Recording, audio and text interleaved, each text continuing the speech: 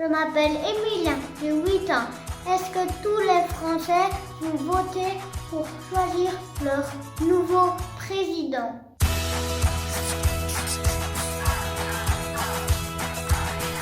Peut-être l'épidémie sera finie en Belgique, mais on ne sait pas.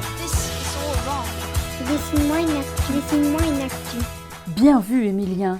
Tu as compris que les Français vont voter pour désigner leur nouveau président ou présidente. Ce vote a lieu tous les 5 ans. Le président peut être élu maximum 2 fois de suite et personne ne peut donc garder le pouvoir plus de 10 ans. Emmanuel Macron, le président actuel, arrive au bout de son premier mandat de 5 ans. Le 13 mai, il devra donc quitter son poste, sauf s'il est réélu, car il fait partie des candidats à sa propre succession. Les Français voteront en 2 fois, en 2 tours. Le 10 avril, jour du premier tour, les électeurs pourront choisir un des 12 candidats. C'est un peu la première manche d'une compétition. On ne va garder que les 2 plus forts, ceux qui ont le plus de voix.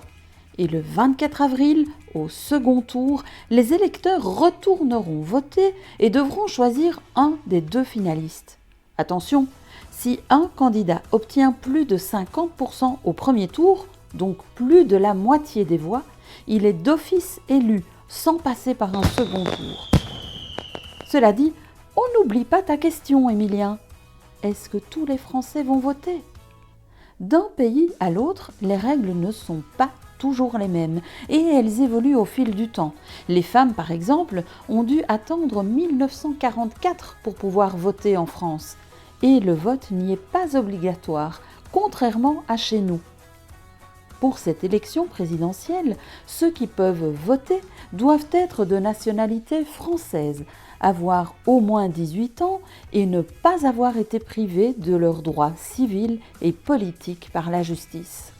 Enfin, ils doivent surtout être inscrits sur une liste électorale.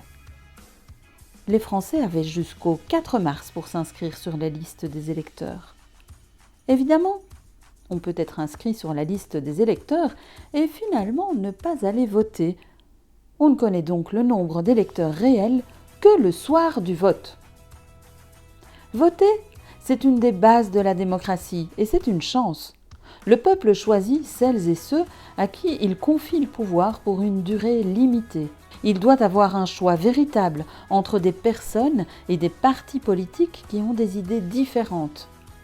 Il vote librement, en secret, sans pression, surveillance ni menace.